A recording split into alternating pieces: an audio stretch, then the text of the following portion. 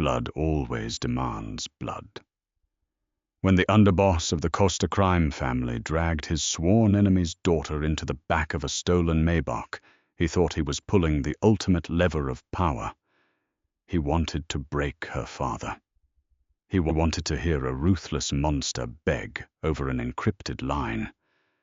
But the universe has a sick, twisted sense of humor. The man who orchestrated the perfect kidnapping didn't realize he was bringing his own destruction into his home, and eventually he would be the one on his knees. The autumn charity gala at the Pierre Hotel in Manhattan was a masquerade of high society's worst hypocrites. Beneath the glittering chandeliers of the grand ballroom, politicians rubbed shoulders with hedge fund managers, and old money whispered sweet nothings to dirty money. Vivian Hayes hated every second of it. She stood near a towering arrangement of white orchids, a flute of vintage Dom Perignon, resting loosely in her manicured hand. At 24, she was the crown jewel of the Hayes Syndicate, a brutal Irish-American empire that held the Northeast's ports in an iron grip.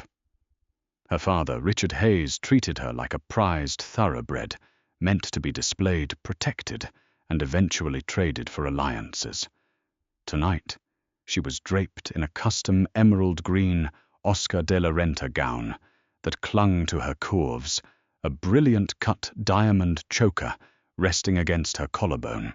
Two of her father's heavily armed enforcers, Sullivan and O'Keefe, stood mere feet away, their eyes scanning the crowd of billionaires and socialites. They were thick-necked men whose cheap cologne couldn't mask the scent of gunpowder and stale cigarettes. Across the room, Gabriel Costa watched her. Gabriel did not look like a man who commanded the deadliest faction of the Italian-American Mafia. Dressed in a flawlessly tailored charcoal Brioni suit, his dark hair neatly swept back, he looked like a young tech billionaire or a European aristocrat.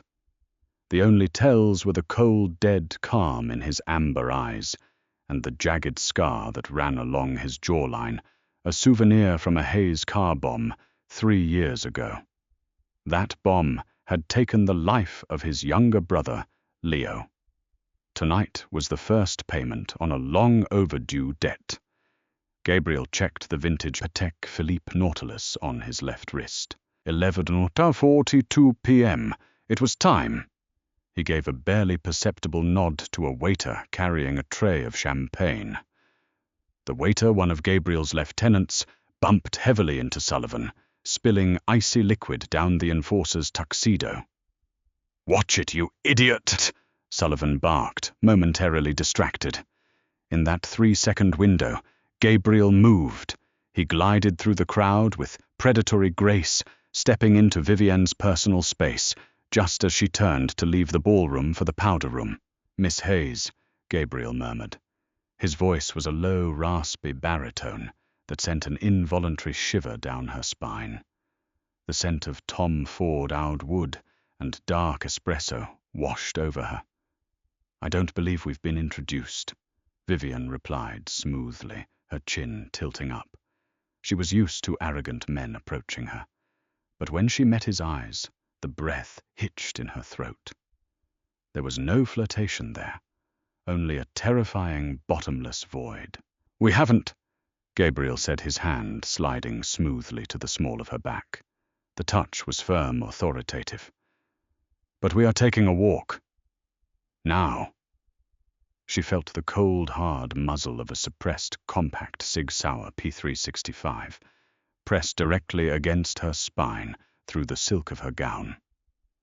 Vivian stiffened, her heart slamming against her ribs. She glanced toward Sullivan and O'Keefe. O'Keefe was currently being quietly ushered into a side hallway by 2 men in impeccable suits, Gabriel's men. Sullivan was already nowhere to be seen.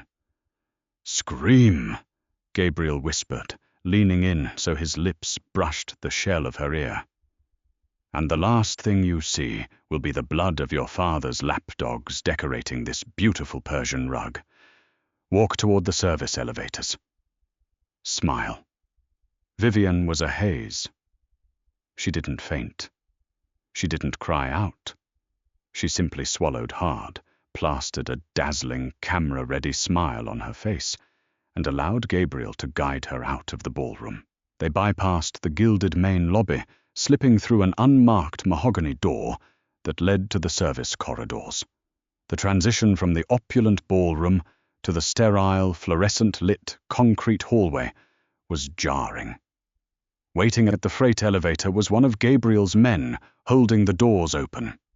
Gabriel shoved her roughly inside the facade of the polished gentleman, dropping the moment the steel doors closed. He pinned her wrists against the metal wall with one hand, his grip like a steel vise, while he efficiently patted her down for a wire or a tracker with the other. "Who are you?" she demanded, her voice trembling just a fraction. "The ghost your father created," Gabriel answered flatly. The elevator hit the underground parking garage with a heavy ding. Gabriel hauled her out, marching her toward a sleek, black-armored Mercedes-Maybach S680 with tinted windows. The engine was already purring. He opened the rear door and pushed her inside, climbing in right behind her.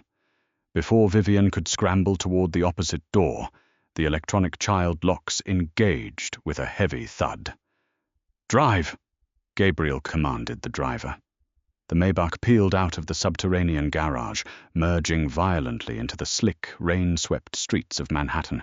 Inside the cabin, the acoustic glass shut out the sirens and the roar of the city, leaving them in a suffocating, soundproof silence. Vivienne pressed herself against the leather door panel, her chest heaving as she stared at the man beside her. He was casually pouring himself a glass of sparkling water from the Maybach's refrigerated center console. "You're a dead man," she breathed, her emerald eyes flashing with a sudden desperate fury. "Richard Hayes will peel the skin from your bones for this. Do you have any idea what you've just done?" Gabriel took a slow sip of his water, his amber eyes locking onto hers. "I know exactly what I've done, Vivian. I've just taken the king's only piece off the board. Checkmate." The drive lasted nearly 2 hours, taking them far north of the city, deep into the secluded, heavily forested hills of the Hudson Valley. Vivian tracked their route as best she could through the rain-streaked windows, but Gabriel had confiscated her phone, her diamond choker, and even her high heels, tossing them into the trunk. "I need to make sure you aren't wearing a GPS transmitter from Daddy," he had said coldly. They finally pulled through a set of towering wrought-iron gates that swung open silently. The Maybach crunched to a halt on a gravel driveway in front of a sprawling, brutalist glass and concrete estate. It looked less like a home and more like a high-tech fortress nestled at the edge of a cliff overlooking the Hudson River. Gabriel stepped out into the freezing autumn rain, gesturing for her to follow. Vivian, barefoot on the wet gravel, hiked up her Oscar de la Renta gown and marched past him, her head held high, despite the shivers violently racking her body. Inside the house was a masterclass in sterile luxury. Polished concrete floors, minimalist Italian leather furniture, and floor-to-ceiling bulletproof windows that looked out into the absolute darkness of the woods. Armed men in dark clothing stood at the perimeter of the grand living room, their faces devoid of expression. "Leave us," Gabriel ordered. The men dispersed like shadows, leaving Gabriel and Vivian alone in the vast, echoing space. He walked over to a custom marble wet bar and unstoppered a crystal decanter, pouring a generous measure of Macallan, 25, into a heavy glass. He offered it to her. "Drink. You're shaking," he said. Vivian swatted the glass from his hand. The crystal shattered against the concrete floor, amber liquid pooling around their feet. "I don't want your whiskey," she spat, stepping right into his personal space, ignoring the sheer size and physical danger of the man. "I want your name, and I want your demands. If this is about money, my father will pay you to make you go away. If this is about territory, you've just signed a suicide pact." Gabriel didn't flinch. He looked down at the broken glass, then slowly raised his eyes to meet hers. For the first time, she saw the raw, unadulterated hatred simmering just beneath his polished exterior. "My name is Gabriel Costa." The name hit Vivian like a physical blow. The Costa Syndicate, the bitterest rivals of the Hayes family. For 3 years, the streets of New York had run red with the blood of their war. "Costa." She whispered, the defiance briefly faltering in her eyes. She knew the stories. Gabriel Costa was known as Il Demone the Demon. He was the architect of the Costa family's resurgence after the bombing that nearly wiped out their leadership. He didn't take hostages. He left bodies. "You realize," Gabriel said, his voice dropping to a dangerous, intimate register as he took a step closer, forcing her to back up until her spine hit the cold glass window. "That your father burned my younger brother alive inside a restaurant in Tribeca. Leo was 21 years old. He wasn't even in the life. He was studying architecture at Columbia." Vivienne swallowed her back, pressed hard against the glass. "I don't have anything to do with my father's business." "You are his blood?" Gabriel roared, the sudden explosion of volume making her flinch. He slammed his hand against the glass right next to her head. "You are the only thing in this world that Richard Hayes loves more than money. He took my blood. Now I have his." Vivian stared into his furious, grieving eyes. Her fear was suddenly eclipsed by a dark, cynical realization. She let out a humorless, dry laugh that echoed terribly in the silent room. Gabriel frowned, his brow furrowing. "You find this amusing." "I find you pathetic," she said coldly, reaching up to unclasp the heavy Cartier love bracelets on her wrists. She threw them onto the marble bar with a loud clatter. "You think you've stolen the crown jewels, Gabriel. You think my father loves me." She laughed again, a sound completely devoid of joy. "Richard Hayes doesn't love anything that breathes. I am a prop, a bargaining chip he was going to trade to the Russian Bratva next month for a weapons corridor through the Boston docks. If you think holding a gun to my head is going to make him surrender his territory or hand himself over to you, you are a worse tactician than they say." Gabriel's jaw tightened. "Everyone has a weakness. You are his. I am a line item on his balance sheet." She yelled her composure, finally cracking tears of sheer frustration, burning the corners of her eyes. "Call him. Call him right now, Gabriel. Tell him you have me. Watch how fast he hangs up." Gabriel stared at her. He prided himself on reading people. He looked for the lie in her brilliant green eyes, for the desperate manipulation of a hostage trying to mind-game her captor. But all he saw was a bitter, jagged truth. He reached into the breast pocket of his Brioni jacket and pulled out a heavy, encrypted satellite phone. "Fine," Gabriel murmured softly. "Let's test that theory." The encrypted line rang 3 times before it connected. Gabriel hit the speaker button, placing the heavy black device on the marble counter between them. The silence in the brutalist mansion was absolute, save for the patter of freezing rain against the floor-to-ceiling windows. "Speak," came the gravelly, heavily accented voice of Richard Hayes. It was the voice of a man who commanded empires and crushed windpipes without a second thought. Vivienne stopped breathing. She crossed her arms tightly over her chest, hugging herself to ward off the deep, creeping cold that had nothing to do with the temperature of the room. "Richard," Gabriel said, leaning his hands on the marble bar.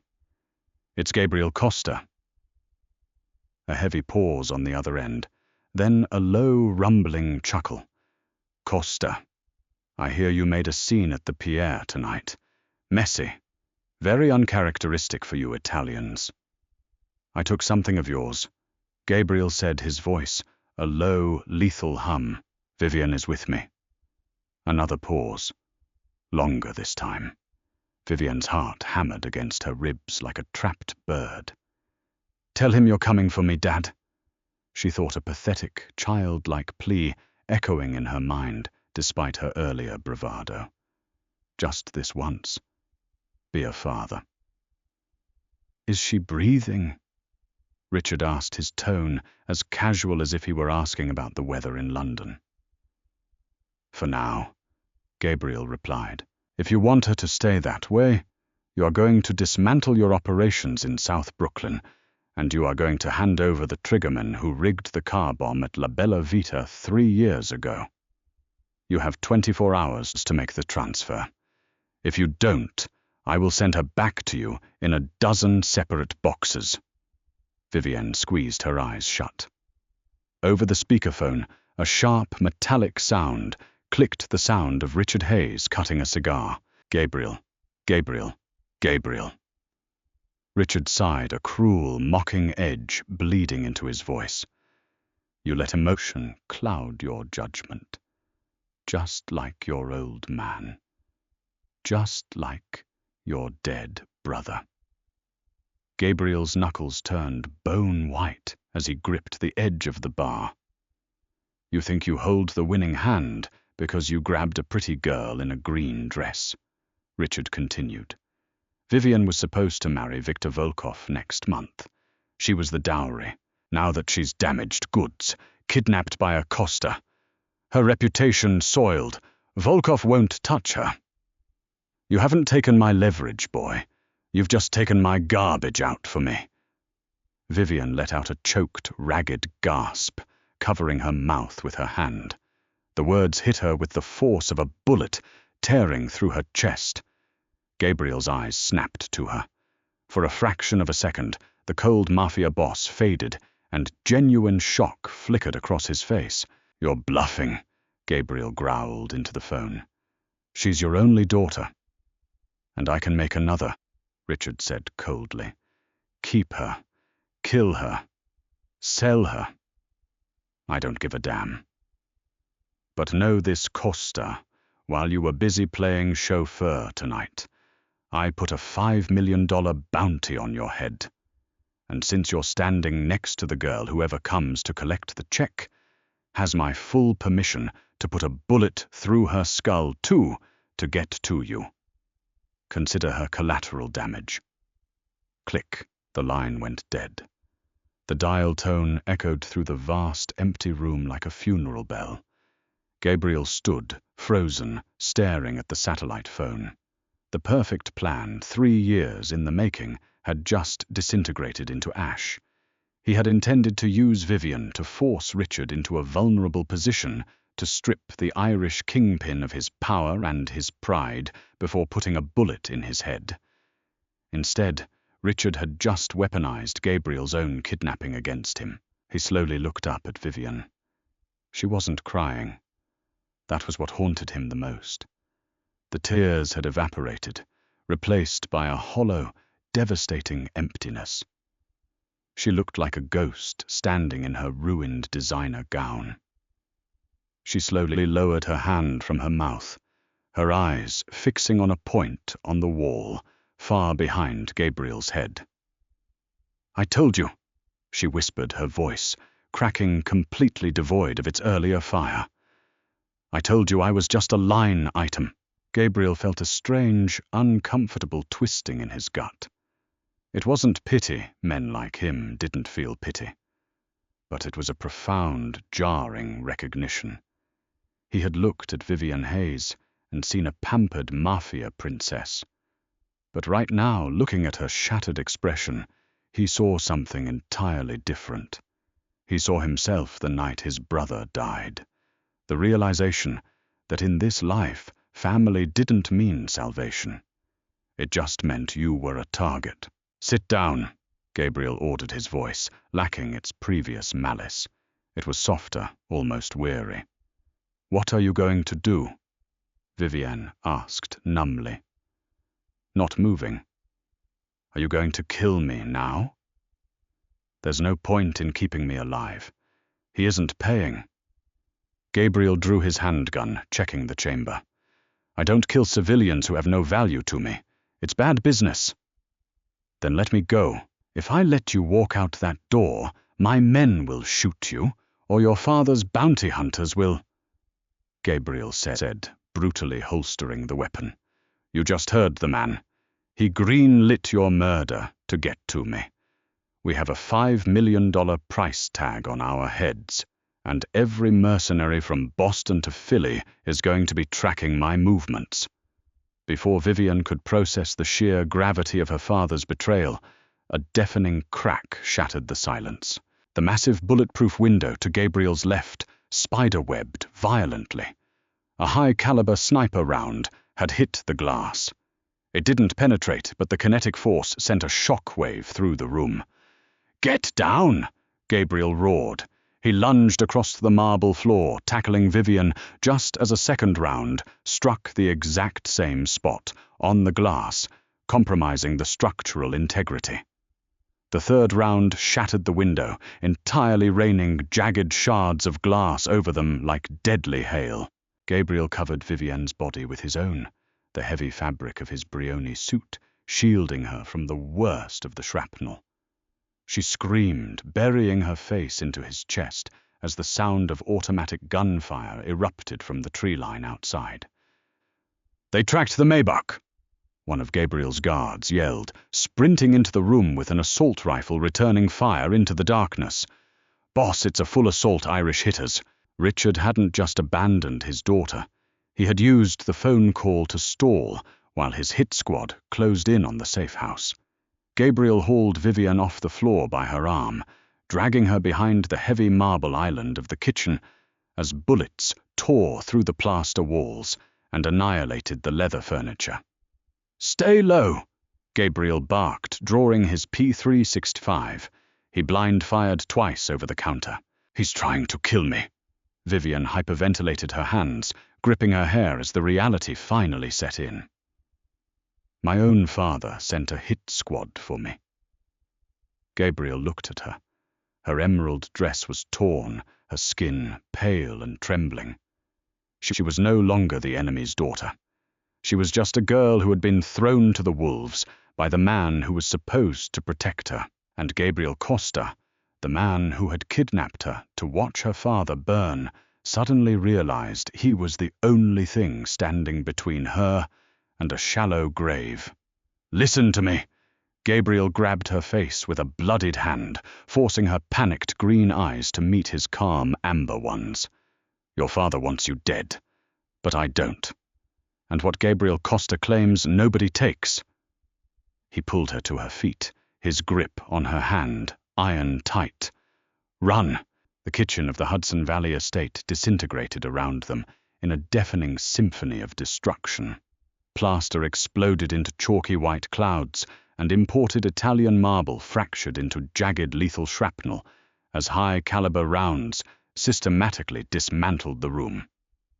Vivian's ears rang with a high-pitched whine, the concussive force of the assault rifles turning her equilibrium to liquid. She was crawling on her hands and knees over a floor slick with spilled alcohol and blood, her breath coming in ragged, terrified gasps. Gabriel was a force of terrifying, controlled violence. He moved with a brutal efficiency that spoke of a lifetime spent in the shadows of death. While his men laid down suppressing fire, the harsh, rhythmic thud, thud, thud of their weapons vibrating through the floorboards, Gabriel kept one hand locked in a vice grip around Vivian's wrist, practically dragging her toward the heavy oak doors of the walk-in pantry. "Keep your head down, and do not stop moving, Vivian!" Gabriel roared over the din of the crossfire. He kicked the pantry door open, hauling her inside. The air here was heavy, with the scent of dried herbs and cured meats, a bizarre, mundane contrast to the slaughter occurring just feet away. Gabriel didn't hesitate. He bypassed the shelves and slammed his palm against a biometric scanner hidden seamlessly behind a row of canned San Marzano tomatoes. A heavy mechanical groan echoed through the small space, and the back wall of the pantry slid open to reveal a pitch-black, concrete-lined tunnel. It was an extraction route built specifically for a nightmare scenario exactly like this one. "Inside. Now," Gabriel commanded, shoving her into the absolute darkness before turning back to the doorway.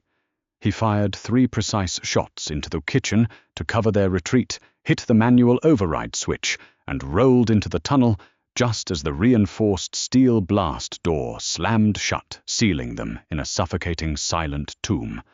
The abrupt absence of gunfire was jarring.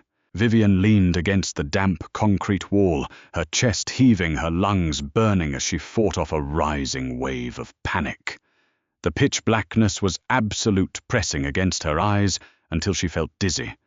A sharp click broke the silence, and a harsh beam of white light cut through the gloom. Gabriel had unclipped a heavy-duty tactical flashlight from a mount on the wall. The beam illuminated his face, casting harsh, demonic shadows over his sharp cheekbones. He was covered in white plaster dust, his tailored Brioni suit ruined and torn, but his amber eyes were as coldly focused as ever. "Are you hit?" he asked, his voice echoing hollowly in the subterranean space. Vivian looked down at herself. Her emerald-green Oscar de la Renta gown was in tatters, the silk shredded at the knees, her bare feet cut and bleeding from the gravel and the shattered glass. She was shaking violently, the adrenaline crash beginning to tear through her nervous system, but she shook her head. No, I don't think so. I'm cold." Gabriel didn't offer a platitude. He merely nodded, stripping off his ruined suit jacket and wrapping it heavily around her trembling shoulders. The residual heat of his body clung to the fabric, carrying the sharp scent of gunpowder, expensive cologne, and adrenaline. "Walk," he instructed, taking point and shining the beam down the long, sloping corridor. "This tunnel runs for 2 miles beneath the property and exits into an old drainage culvert near the river. We have a secondary vehicle stashed there. We need to be gone before your father's tactical team breaches the blast door. They have thermite. It will only hold them for 10 minutes. Vivian pulled the jacket tighter around herself and forced her bleeding feet to move. The tunnel was freezing, smelling of ancient earth and standing water. With every step, the reality of the last 30 minutes slammed into her with compounding force. Richard Hayes, the man who had raised her, the man who had instilled in her the unbreakable creed of family loyalty, had ordered her execution without a second thought. She had been a pawn, and when her utility expired, she was swept off the board. "He didn't even hesitate," Vivian whispered into the darkness, the words tearing their way out of her throat. Gabriel slowed his pace slightly, glancing back at her over his shoulder. The beam of the flashlight caught the tears silently tracking through the dust on her cheeks. Men like Richard Hayes do not have beating hearts. "Vivian," Gabriel said, his voice surprisingly gentle, devoid of the mockery he had wielded earlier. "They have ledgers. You were an asset. When the asset became a liability, he liquidated it. You cannot mourn a father you never truly had." "And what about you?" She shot back, a spark of defensive anger flaring in her chest. "Are you any different? You kidnapped me to use as leverage. You're just another monster in a tailored suit." Gabriel stopped completely. He turned to face her, stepping close enough that she could feel the heat radiating from him in the freezing tunnel. "I am a monster," Gabriel agreed softly, his amber eyes boring into hers. "But I protect what is mine. And right now, Vivian, your father, has declared you an enemy of the Hayes Syndicate, which makes you my responsibility." He turned back around and continued marching. 10 excruciating minutes later, the tunnel began to incline, ending at a heavy iron grate. Gabriel shoved the grate open with a grunt of exertion, revealing the chaotic pouring rain of the Hudson Valley night. Hidden beneath the camouflage netting of the concrete culvert was a matte black Audi RS6 Avant. It was an interceptor vehicle unmarked, heavily modified, and boasting a twin-turbo V8 engine capable of outrunning anything on the interstate. Gabriel moved to the driver's side, but as he reached for the door handle, he suddenly stumbled, his knees buckling. He caught himself heavily against the hood of the car, letting out a sharp, ragged hiss through his teeth. Vivian rushed to his side. In the dim ambient light, she saw what the darkness of the tunnel had hidden. The left side of Gabriel's pristine white dress shirt was saturated with a thick, spreading stain of crimson. A bullet had grazed him, or worse, lodged in his side during their desperate sprint to the pantry. "You're shot," she gasped instinctively, reaching out to press her hands against the wound. The blood was terrifyingly warm and sticky against her cold fingers. "It's a through and through," Gabriel grunted, his breathing suddenly shallow and rapid as the adrenaline finally gave way to excruciating physical trauma. Caught it in the obliques. Missed the vitals. You need a hospital. If I walk into an emergency room, the doctors will flag the gunshot wound to the authorities, and your father's men on the NYPD payroll will be there in 10 minutes to finish the job. Gabriel growled, forcing himself upright. He tossed her the heavy key fob. "You're driving." "I can't drive this," Vivian protested, staring at the beast of a car. "Unless you want to wait here for the Irish hit squad to come and put a bullet in the back of your head, you will get behind the wheel, Vivian." Gabriel said, his amber eyes flashing with a desperate fading intensity. "Get us out of here." Vivian swallowed her panic. She gripped the keys, rounded the hood, and threw herself into the driver's seat. Gabriel practically collapsed into the passenger side, gripping his bleeding side with a white-knuckled fist. Vivian hit the ignition. The Audi roared to life with a ferocious, guttural snarl. She slammed it into drive, tearing out of the culvert and onto the slick, rain-swept asphalt of a deserted county road. "Where are we going?" she yelled over the roar of the engine and the drumming of the rain. Gabriel's head leaned heavily against the cold glass of the window, his face pale and clammy. "Head north. Route 9.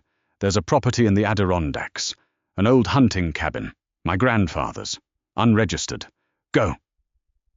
Vivian pressed the accelerator to the floor, the heavy car leaping forward into the black, stormy night, leaving the burning ruins of her past far behind them. The drive to the Adirondacks took 3 agonizing hours. By the time Vivian navigated the Audi up the treacherous, unpaved logging road to the secluded cabin, the storm had finally broken, leaving behind a heavy, oppressive fog that swallowed the ancient pine trees. The cabin was a rugged structure of heavy timber and stone, utterly isolated from the world. There was no electricity, no cell service, and no running water. It was a ghost of a sanctuary. Vivian practically carried Gabriel inside. He was semi-conscious, shivering violently from blood loss and shock. She managed to get him onto a heavy leather sofa in the center of the dusty living room, before frantically searching the cabin for supplies. She found an old kerosene lantern, a fully stocked trauma kit hidden beneath the floorboards, and a bottle of cheap, high-proof vodka. Lighting the lantern, she returned to Gabriel. His eyes were closed, his breathing ragged. "Gabriel," she said softly, her hands trembling as she unbuttoned his blood-soaked shirt. "I have to clean the wound. It's going to hurt." He didn't open his eyes, but his jaw clenched tightly. "Do it." Vivian poured the harsh vodka over a clean gauze pad and pressed it directly into the torn flesh of his side. Gabriel let out a visceral, guttural roar of agony, his back arching off the sofa, his hand instinctively shooting out to grip her wrist with bone-crushing force. I'm sorry," she whispered frantically, tears welling in her eyes as she cleaned the exit and entry wounds. Despite his terrifying reputation, Seeing him this vulnerable, in such raw agony, sparked a strange, unfamiliar protective instinct within her. She worked quickly, packing the wound with hemostatic gauze and wrapping his torso tightly in bandages. When she was finally finished, her hands were stained with the blood of the man who had kidnapped her mere hours ago. Gabriel's breathing slowly leveled out. He opened his eyes, the amber irises, cloudy with pain, but fiercely focused on her face. "You have a steady hand, Miss Hayes," he murmured, his voice a gravelly whisper. Vivian sat back on her heels on the dusty floor, wiping a streak of blood from her forehead. "My father required all of us to know basic field medicine. He said hospitals were a liability. He was right about that, at least." Gabriel grunted, slowly shifting his weight to sit up against the arm-rest of the sofa. He looked at her, really looked at her. The ruined designer gown, the bruised and bloody feet, the exhaustion painting dark circles under her brilliant green eyes. She had every opportunity to crash the car, to flag down the police, to leave him to bleed out in the dirt. But she hadn't. "Why did you save me?" Gabriel asked quietly. The question hung in the heavy, dusty air of the cabin. Vivian stared into the flickering flame of the kerosene lantern, her expression hardening into something cold and unrecognizable. "Because Richard Hayes wants you dead.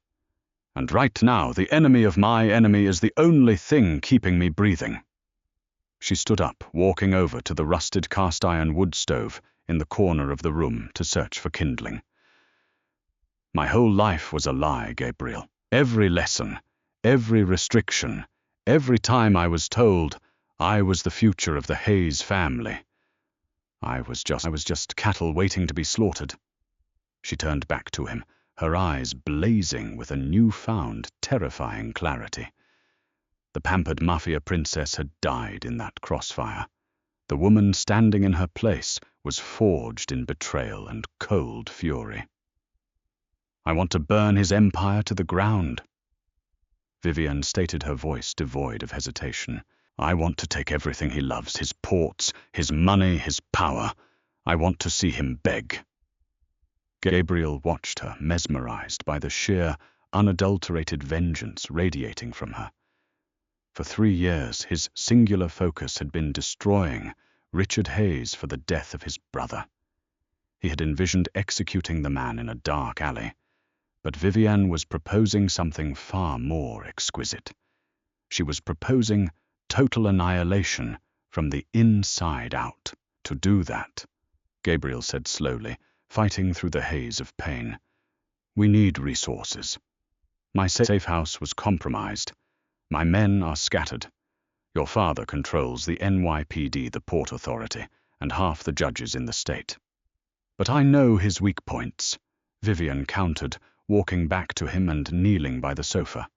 She grabbed a dusty piece of charcoal from the cold fireplace and dragged a large, weathered wooden crate between them, using it as a makeshift table. She began to draw rapidly, charting out the invisible architecture of the New York underworld. Gabriel stared at the crude table drawn in charcoal, his mind racing. She was handing him the keys to the kingdom. If they could freeze the offshore accounts and flip the terminals, Richard Hayes would be utterly paralyzed. He would be a king without an army.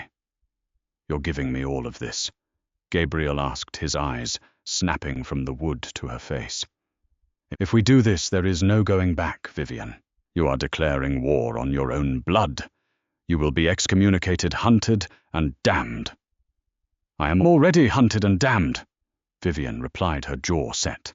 She reached out her small, blood-stained hand, resting over his larger, bandaged one.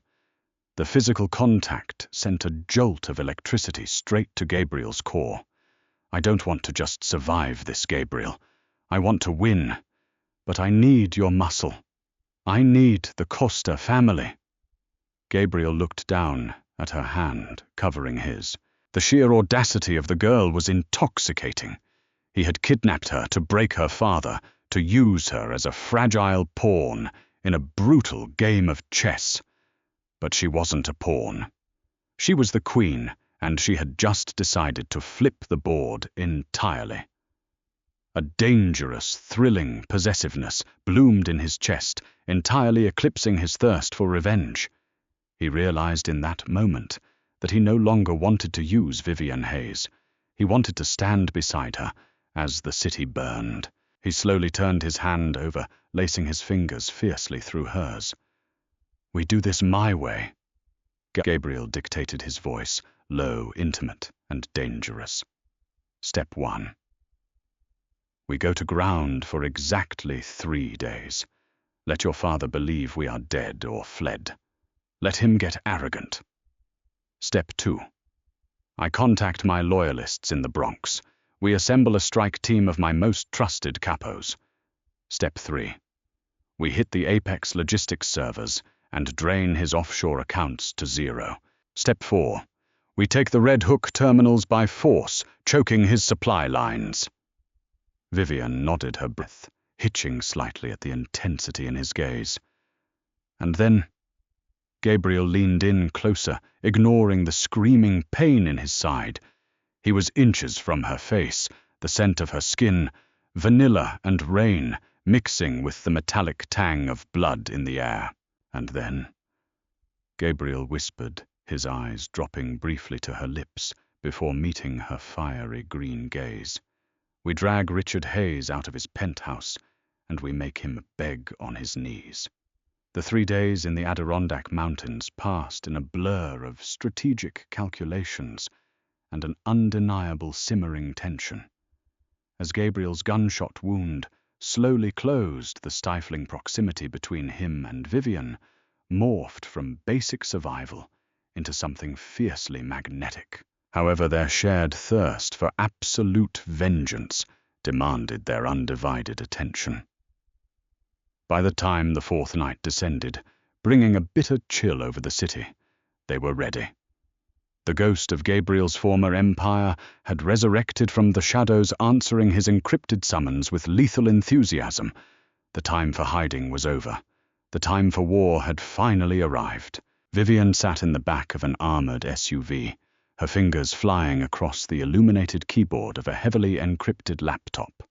The digital architecture of the Hayes Syndicate was formidable, but her insider knowledge of the Shell Corporation proved devastating. With a few rapid keystrokes, she bypassed the secondary firewalls and accessed the primary offshore accounts hidden in the Cayman Islands. She watched without a shred of remorse as billions of dollars, her father's entire lifeblood, vanished into a dozen untraceable crypto wallets. "The accounts are drained," she announced coldly into the quiet car. "My father is officially completely bankrupt right now." "Then let us take his throne," Gabriel replied from the passenger seat, loading a fresh magazine into his compact assault rifle. The operation at the Red Hook terminals was executed with terrifying precision. 50 of Gabriel's most ruthless loyalists descended upon the docks, the Hayes enforcers already receiving frantic messages that their payroll had bounced, offered almost zero resistance. Faced with Gabriel's overwhelming firepower and the sudden evaporation of their lucrative salaries, the mercenaries threw down their weapons and surrendered the territory. The absolute financial chokehold had worked flawlessly, severing the mighty Irish syndicate's legs. With the ports secured and the financial veins severed, there was only one target left. The penthouse of the towering Hayes building in Midtown Manhattan was a fortress of glass and steel, but tonight its defenses were fatally hollow. The private security detail guarding the lobby melted away when Gabriel's men stormed the entrance, unwilling to die for a king who could no longer pay for their loyalty.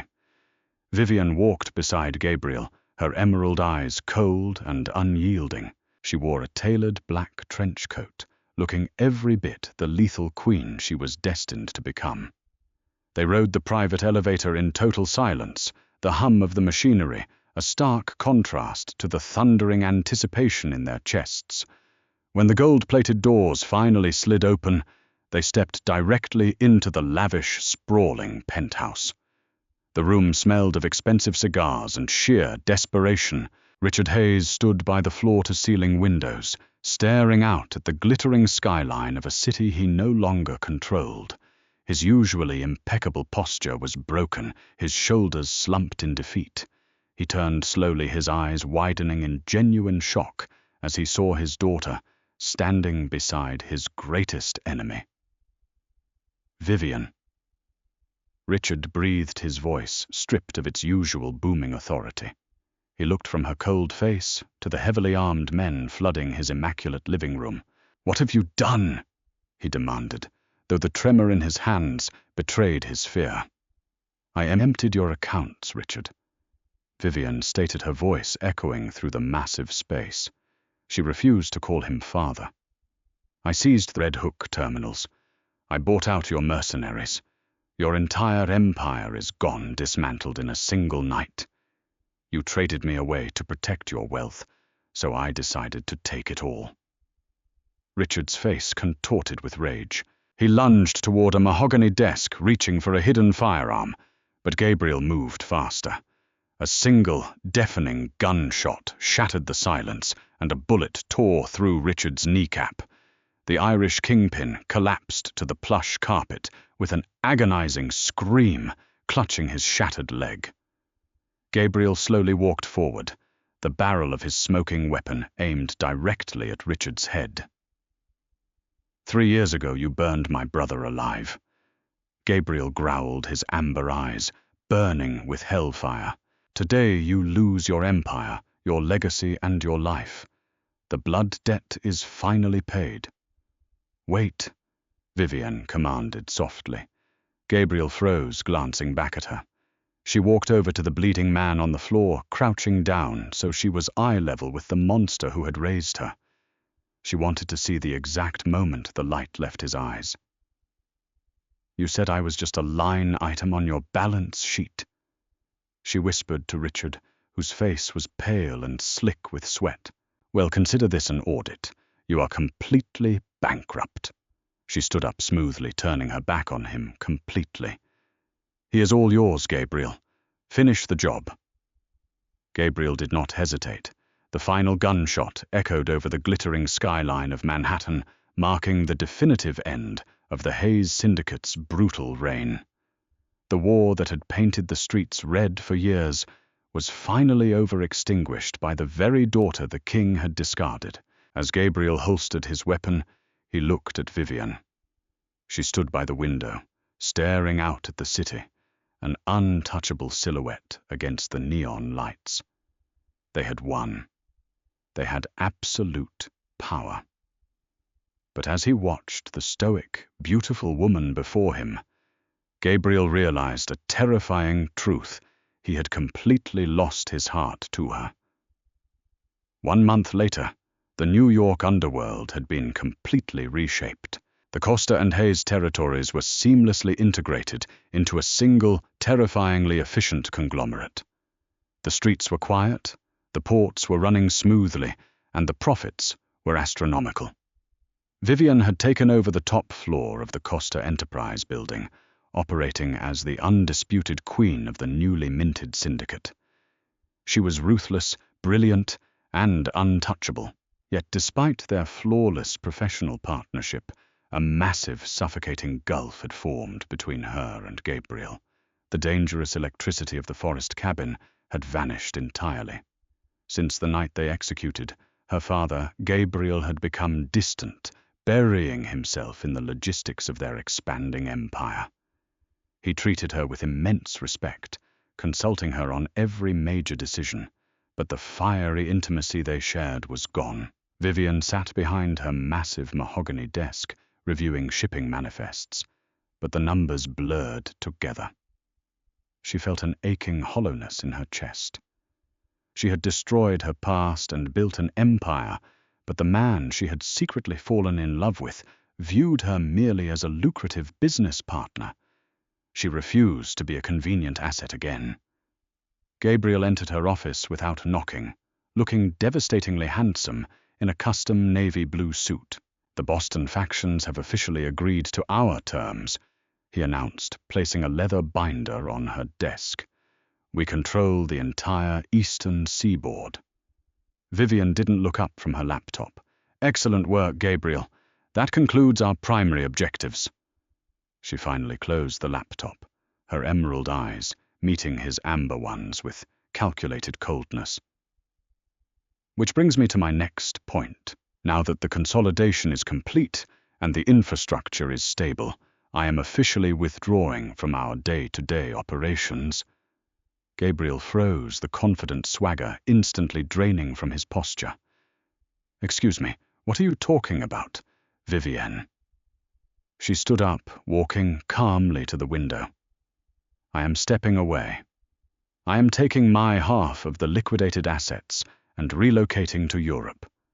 You have full control of the New York territories. We are a lethal combination in business, Gabriel, but my father taught me one valuable lesson. Never stay in an arrangement where you are merely a strategic convenience. The war is over. Our partnership has reached its natural conclusion. I am leaving tonight." Panic, raw and unadulterated, seized Gabriel's chest. The man who had faced down hit squads and orchestrated the fall of empires felt his entire world crumbling in a matter of seconds. "You cannot leave," he stated, his voice a low, desperate rumble. "We built this together. This is your empire as much as mine." Vivian turned to face him, a sad, knowing smile playing on her lips. "I don't care about the empire, Gabriel. I never did. I only cared about the man who helped me burn it down. But you don't need me anymore. Goodbye." As she moved toward the heavy oak door, Gabriel lunged forward, catching her wrist. The touch sent a violent jolt of electricity through them, both shattering the professional facade they had maintained for a month. "Vivian, stop!" he pleaded, his breathing ragged. She tried to pull away tears of frustration stinging her eyes. "Let me go, Gabriel. I will not be your business partner. I will not be a piece on your chessboard." She pushed against his chest, but he was an immovable wall of muscle and desperation. "You are not a piece on the board," he roared. "Then what am I?" she screamed back, the months of repressed emotion finally exploding. "What am I to you, Gabriel?" The silence that followed was deafening. Gabriel stared down at the fierce, beautiful woman who had shattered his defenses and claimed his soul. The ruthless Mafia boss, the demon of New York, realized that absolute power meant absolutely nothing if she wasn't standing by his side. Slowly, deliberately, Gabriel Costa released her wrist. He took a step back, and right there in the center of the executive office, the most dangerous man in the city dropped to his knees. Vivian gasped, her hands flying to her mouth in utter shock. Gabriel knelt on the polished hardwood floor, looking up at her with a vulnerability that stole the very breath from her lungs. "You are everything," Gabriel whispered, his amber eyes shining with raw, unfiltered devotion. "You are my queen, my salvation, and the only thing in this miserable world that I truly love. I pushed you away because I was terrified. I was terrified that my darkness would destroy you. But you are the light that guides me. I am nothing without you, Vivienne. Absolutely nothing." Tears spilled over Vivienne's eyelashes, tracking silently down her cheeks. She stared at the lethal, powerful man kneeling at her feet, offering his heart, his life, and his empire to her without hesitation. "Gabriel," she sobbed softly. He reached into his jacket pocket and pulled out a flawless, staggering 6-carat emerald-cut diamond ring. "I kidnapped you for revenge," he said, his voice thick with emotion. "But the universe gave me my soulmate. Please, Vivienne, do not leave me. Marry me. Rule this city with me. I am begging you. I will spend my life worshipping you." Vivian fell to her knees, crashing into his arms. Gabriel caught her fiercely, burying his face in her neck, breathing in the scent of vanilla and rain. "Yes!" she cried, weaving her fingers into his dark hair, holding on to him as if he were her lifeline. "Yes, I will marry you." Gabriel pulled back just enough to capture her lips in a searing, desperate kiss that sealed their fates together forever. The rival syndicates had been destroyed, the blood debts had been paid, and from the ashes of their violent past, a devastatingly beautiful love story had officially begun. The war for the city is over, but the reign of the Costa Hayes Empire has just begun. If you were captivated by Vivian and Gabriel's explosive transition from bitter, sworn enemies to unstoppable, devoted soulmates, make sure to engage with our content. Like this video to show your love for intense Mafia romance. Share it with fellow readers who crave high-stakes drama and swoon-worthy twists, and hit that subscribe button for more thrilling, dark romantic stories delivered straight to your feed. Drop a comment below, telling us your favorite plot twist. See you in the next thrilling chapter.